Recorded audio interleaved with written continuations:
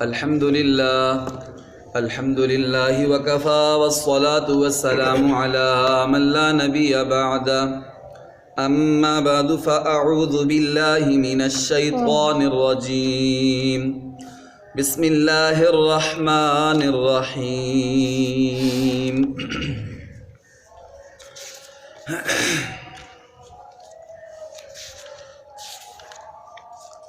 واصبر فإن الله لا يضيع أجر المحسنين فلولا كان من القرون من قبلكم أولو بقية ينهون عن الفساد في الأرض إلا قليلا ممن أنجينا منهم واتبع الذين ظلموا ما أترفوا فيه وكانوا مجرمين وما كان ربك ليهلك القرى بظلم وأهلها مصلحون صدق اللہ العظیم۔ میرے محترم سامعین و ناظرین اکرام، ہم سب اللہ تعالیٰ کا بہت بہت شکر ادا کرتے ہیں کہ اللہ رب العزت نے ہمیں فجر کی نماز باجماعت مسجد میں ادا کرنے کی توفیق عطا فرمائی، اور اللہ تعالیٰ سے دعا کرتے ہیں کہ اللہ تعالیٰ ہم سب کو مرتے دم تک اس پر استقامت نصیب فرمائے۔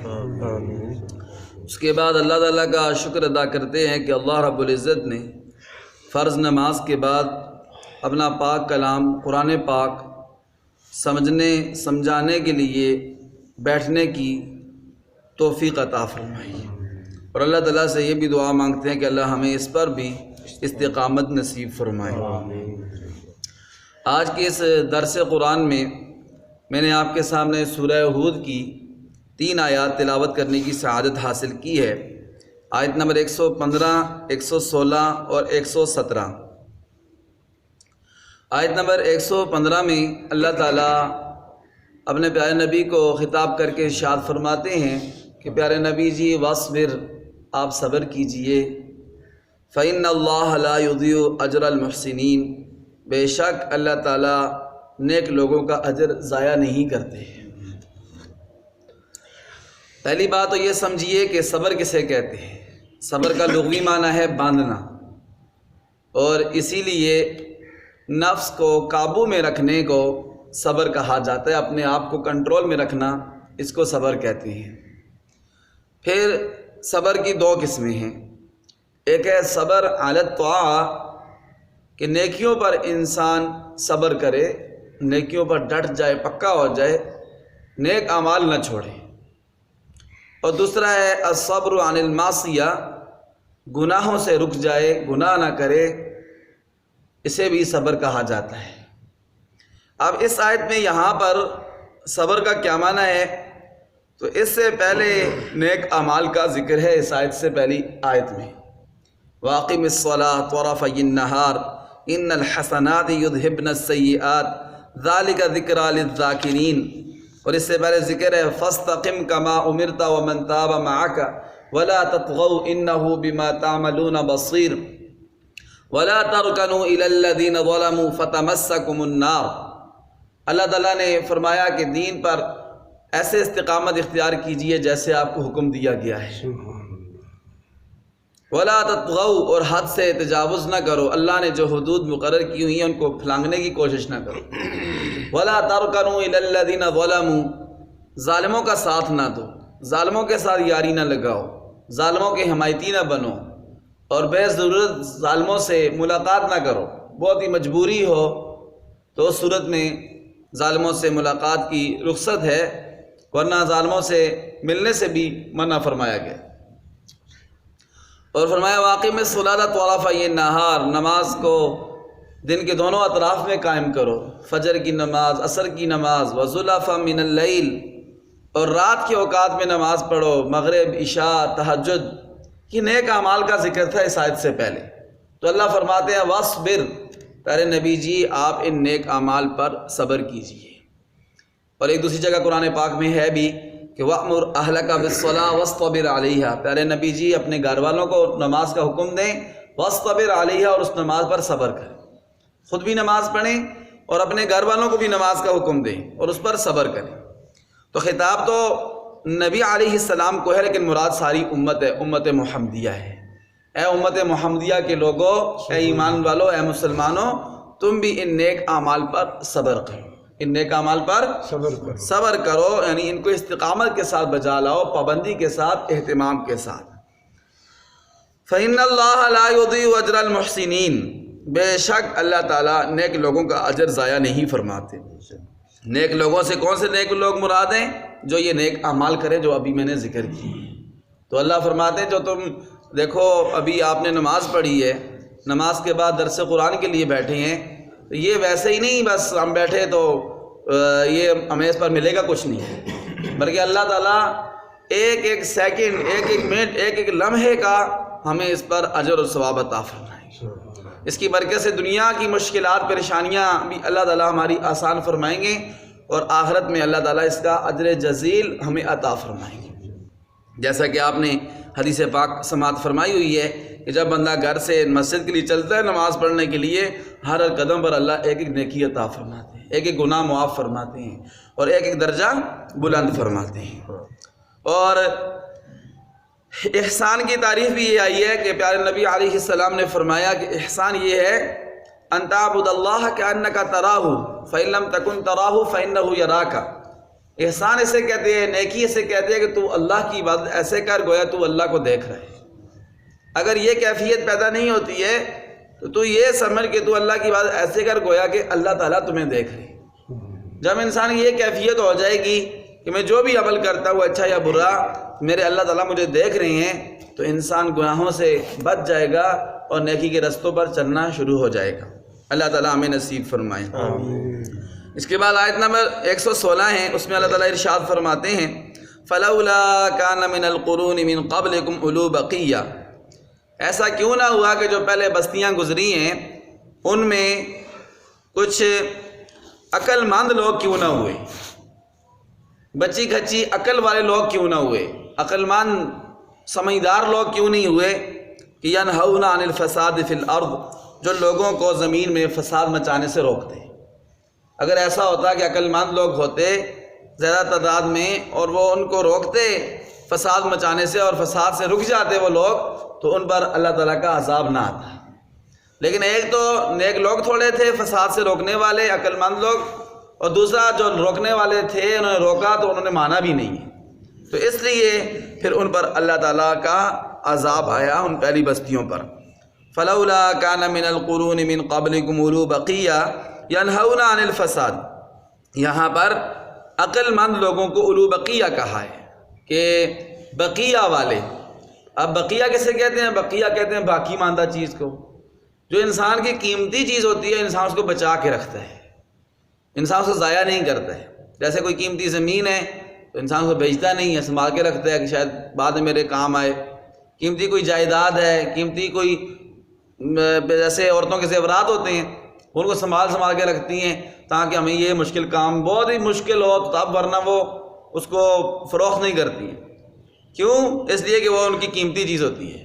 تو یہاں پر عقل کو قیمتی چیز کہا ہے، کس کو؟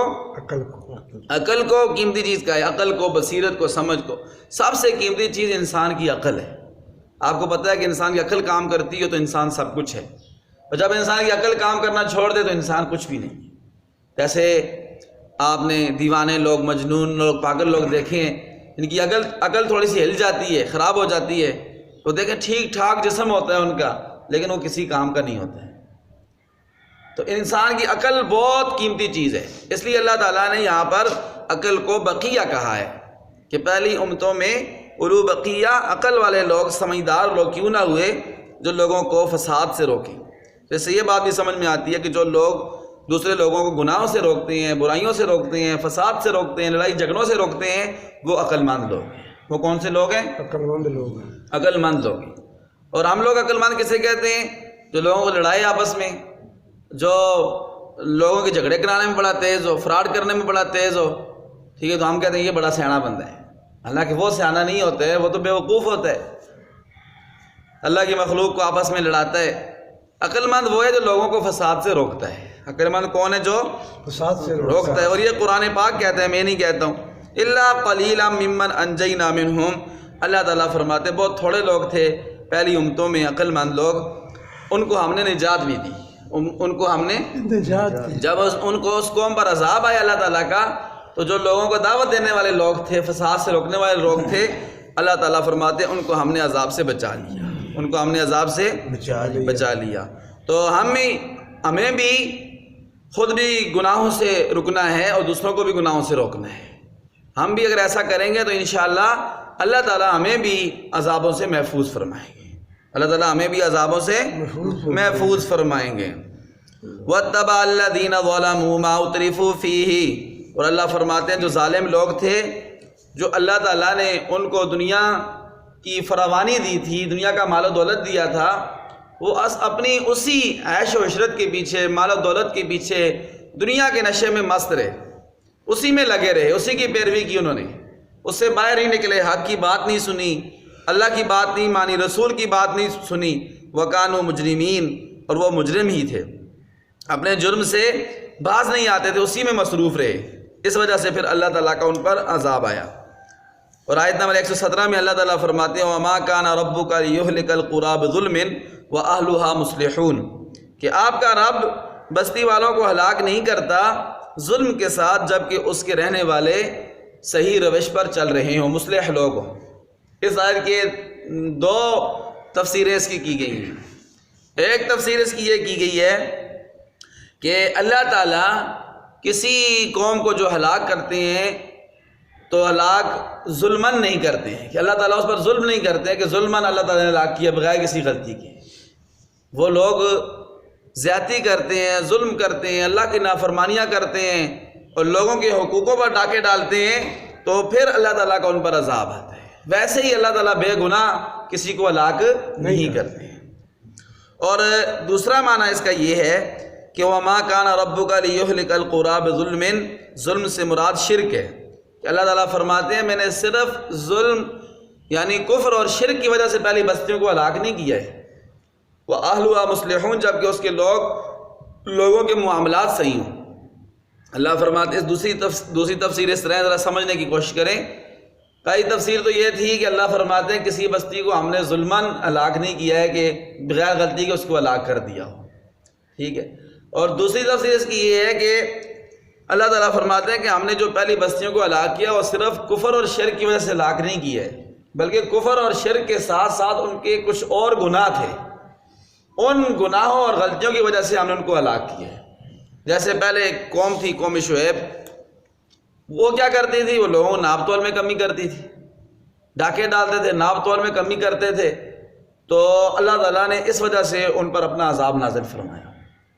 پہلے یہ قوم گزری ہے قوم لوط، وہ بدکاریوں میں مبتلا تھی، لواطت میں مبتلا تھی، اس وجہ سے اللہ تعالیٰ نے اس پر اپنا عذاب نازل فرمایا۔ اسی طرح قوم نوح، وہ نوح علیہ السلام کو طرح طرح کی انہوں نے تکلیفیں ایذائیں پہنچائیں، اس وجہ سے اللہ تعالیٰ کا ان پر عذاب نازل ہوا۔ تو اللہ تعالیٰ فرماتے ہیں صرف کفر اور شرک کی وجہ سے میں نے پہلی بستیوں کو ہلاک نہیں کیا ہے، بلکہ کفر اور شرک کے علاوہ بھی ان لوگوں کے بڑے بڑے جرائم تھے جن کی وجہ سے ان پر اللہ کا عذاب ہے۔ تو یہ قرآن پاک میں اللہ ہمیں کیوں بتاتے ہیں؟ ہمیں بھی اللہ تعالیٰ اس لیے بتاتے ہیں کہ اگر تم بھی دیکھو مسلمان، ٹھیک ہے تم مسلمان ہو، ایمان والے ہو، لیکن اگر تمہارے کرتوت صحیح نہیں ہوں گے، ٹھیک ہے، بدعمالیوں میں مبتلا ہوگے، چوریوں میں، ڈاکوں میں اور زنا میں، گناہ میں، اور اسی طرح ظلم اور زیادتی میں، تو تم پر بھی اللہ تعالیٰ کا عذاب آئے گا، تم پر بھی اللہ تعالیٰ کا عذاب آئے گا اور آ سکتا ہے۔ یہ نہیں ہے کہ ہم کہیں گے ہم بس ہم نے کلمہ پڑھ لیا ہے تو ہم عذاب سے بچ جائیں گے۔ ہمارے عذاب اللہ معاف فرمائے کہ ہمارے گناہ تو ایسے ہیں کہ کوئی گناہ ایسا نہیں ہے جو پہلی امتوں نے کیا اور آج ہم نہ کر رہے ہوں اور ہماری اس امت میں نہ پایا جاتا، ہر گناہ پایا جا رہا ہے۔ ابھی یہ کل کی خبر ہے، اللہ معاف فرمائے، کہ کہتے ہیں نا کہ اپنی اولاد کی حفاظت کرنی چاہیے، خاص کر اپنی بچیوں کی حفاظت کرنی چاہیے۔ بڑے فساد جو ہے وہ چل رہا ہے۔ گجرات ہی کا واقعہ ہے، یونیورسٹی کا واقعہ ہے کہ ایک لڑکی تھی، اس لڑکے کے ساتھ دوستی ہو گئی اور دوستی میں پھر یہ ہوا کرتے کرتے گناہ ان سے ہو گیا، اور پھر اس گناہ پر پردہ ڈالنے کے لیے اس لڑکی نے ایسا کیا کہ گھر میں بولا کہ میں نے لاہور سے ڈگری لینی ہے یونیورسٹی کی، تو مجھے 1 لاکھ 1.25 لاکھ روپیہ دیں۔ اپنے ماں باپ سے 1.25 لاکھ روپیہ لے کر گئے اور لاہور گئے اور جا کر جو ہے وہ اسقاط حمل کر رہے تھے، حمل گرا رہے تھے۔ تو اس کرتے ہوئے کسی کوئی کلینک تھی، آپ بتائیں جو نجی کلینک ہوتی ہیں ڈاکٹر تو اتنے ماہر نہیں ہوتے ہیں وہاں، کلینک والوں سے ایسے ہوا کہ جو بیہوشی کی دوائی ہوتی ہے اس کو زیادہ دے دی، جس کی وجہ سے اس لڑکی کی حالت بگڑ گئی تھی اور کرتے کرتے وہ مر گئی۔ اور پھر اس لڑکے نے ایسا کیا، اس کی مردہ لاش کو جا کے نا ہاسپٹل میں پھینک کے خود غائب ہو گیا۔ اور پھر وہ کیمرے جو ہاسپٹل میں لگے ہوئے تھے، وہ کیمروں میں لڑکا بھی نظر آ گیا، اس کی گاڑی بھی نظر آ گئی، تو پکڑا گیا پولیس نے پکڑ لیا۔ لیکن کہنے کی بات یہ کہ اب دیکھیں یہ کیوں ہو رہا ہے، یہ اس لیے ہو رہا ہے کہ ہم اللہ تعالیٰ کی احکامات سے اور نبی کے طریقے سے بغاوت کر رہے ہیں۔ اللہ تعالیٰ کا حکم یہ ہے کہ یہ جو خاص کر جو بڑے بچے ہو جاتے ہیں، ٹھیک ہے، لڑکیاں لڑکے، ان کی تعلیم اکٹھی نہیں ہونی چاہیے، ان کی تعلیم اکٹھی نہیں ہونی چاہیے۔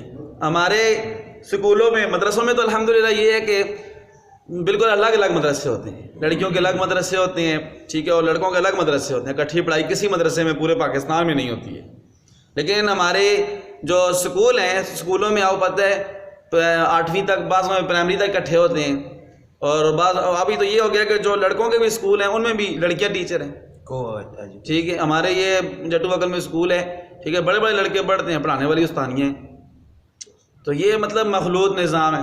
اور پھر یہ خاص کر جو بڑی کلاسیں ہیں، میٹرک سے اوپر جب یونیورسٹی میں چلا جاتا ہے بندہ، تو یونیورسٹی میں بالکل مخلوط سسٹم ہوتا ہے۔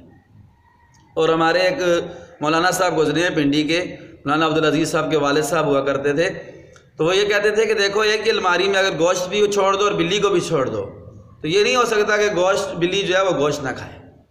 لوگ کہتے ہیں نا ہمارا دل صاف ہے، ٹھیک ہے، ہم سے گناہ نہیں ہوتے ہیں، اس لیے کوئی اس میں مسئلہ نہیں ہے۔ مسئلہ ہے، ایسے تو اللہ تعالیٰ نے منع نہیں فرمایا ہے۔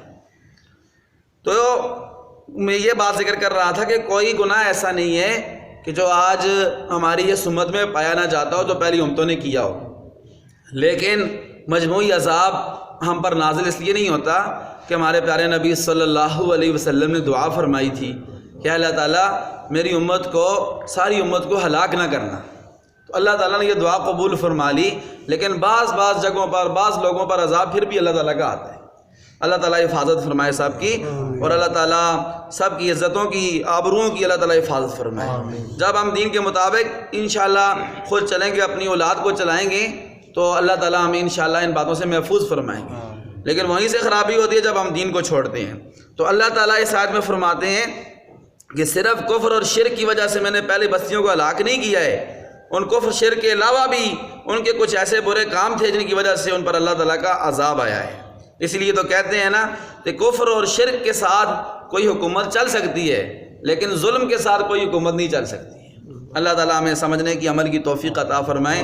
اب ان آیتوں کا ترجمہ سماعت فرمائیں۔ اعوذ باللہ من الشیطان الرجیم، میں اللہ تعالیٰ کی پناہ میں آتا ہوں شیطان مردود کے شر سے۔ بسم اللہ الرحمن الرحیم، جی ترجمہ کریں۔ میں شروع کرتا ہوں اللہ کے نام سے جو نہایت مہربان، بڑا رحم کرنے والا ہے۔ واصبر، پیارے نبی جی آپ صبر کریں، حکم نبی علیہ السلام کو ہے اور ہم سب کو بھی ہے۔ اللہ فرماتے ہیں پیارے نبی جی آپ بھی صبر کریں، آپ کی امت بھی صبر کرے۔ فَإِنَّ اللَّهَ لَا يُضِيعُ أَجْرَ الْمُحْسِنِينَ، بے شک اللہ تعالیٰ نیک لوگوں کا اجر ضائع نہیں کرتے۔ جب نیکی کرو گے مشکل لگے گی، حالات آئیں گے، رکاوٹوں کا سامنا کرنا پڑے گا، لیکن صبر کرنا ہے، اللہ تعالیٰ ضرور اس کا اجر عطا فرمائیں گے۔ فَلَوْلَا كَانَ مِنَ الْقُرُونِ مِن قَبْلِكُمْ أُولُو بَقِيَّةٍ، اللہ فرماتے ہیں جو بستیاں گزری ہیں تم سے پہلے، ان میں سمجھدار اور عقل مند لوگ کیوں نہیں تھے کہ وہ کیا کرتے؟ ایسے عقل مند لوگ، سمجھدار لوگ، ینہون عن الفساد فی الارض، لوگوں کو فساد فی الارض سے روکتے، زمین میں فساد پھیلانے سے لوگوں کو روکتے۔ الا قلیلا ممن انجینا منہم، اللہ فرماتے ہیں مگر تھوڑے سے لوگ تھے ایسے لوگ، ممن انجینا منہم، جن کو ہم نے نجات دی، جن کو ہم نے نجات دی، جو ایسے تھے لوگوں کو خود بھی برائیوں سے رکتے تھے، دوسروں کو روکتے تھے، ہم نے ان کو اپنے عذاب سے بچا لیا۔ وَاتَّبَعَ الَّذِينَ ظَلَمُوا، اور جو ظالم تھے وہ پیچھے چلتے رہے، پیروی کرتے رہے، مَا أُتْرِفُوا فِيهِ، جو ان کو عیش و عشرت دی گئی تھی، جو ان کے پاس مال و دولت تھا، دنیا کی فراوانی تھی، اسی میں مست رہے۔ وَكَانُوا مُجْرِمِينَ، اور وہ مجرم تھے۔ وَمَا كَانَ رَبُّكَ لِيُهْلِكَ الْقُرَىٰ، اور آپ کا رب ہلاک نہیں کرتا بستی والوں کو بظلم، ظلماً یعنی ظلم کرتے ہوئے بغیر کسی گناہ کے، یا بظلم کفر اور شرک کی وجہ سے، وَأَهْلُهَا مُصْلِحُونَ، جبکہ اس بستی کے رہنے والے صحیح طریقے پر، صحیح راستے پر چل رہے ہوں۔ اللہ تعالیٰ عمل کی توفیق عطا فرمائے۔ وآخر دعوانا الحمدللہ رب العالمین۔ ربنا تقبل منا انك انت السميع العليم وتب علينا يا مولانا انك انت التواب الرحيم۔ یا اللہ ہماری حاضری قبول فرما، ہماری نماز قبول فرما، ہمارا درس قرآن قبول فرما۔ یا اللہ کمی کوتاہی اپنے فضل و کرم سے معاف فرما۔ یا اللہ جتنے بھی ایمان والے فوت ہو چکے ہیں، یا اللہ جو تلاوت کی ہے اس کا ثواب ان کی روحوں کو پہنچا، خصوص بالخصوص ہمارے والدین کو جو فوت ہو چکے ہیں، یا اللہ ان کی روحوں کو اس کا ثواب پہنچا۔ یا اللہ جتنے بھی ہمارے عزیز و اقارب رشتہ دار نمازیوں میں سے، محلے والوں میں سے، مدرسے مسجد کی خدمت کرنے والوں میں سے فوت ہو چکے ہیں، سب کی بخشش فرما۔ جتنے ایمان والے یا اللہ بیمار ہیں، گھروں میں، اسپتالوں میں، سب کو شفائے کاملہ عطا فرما۔ جو مظلوم ہیں، ظالموں کے ظلم سے نجات نصیب فرما۔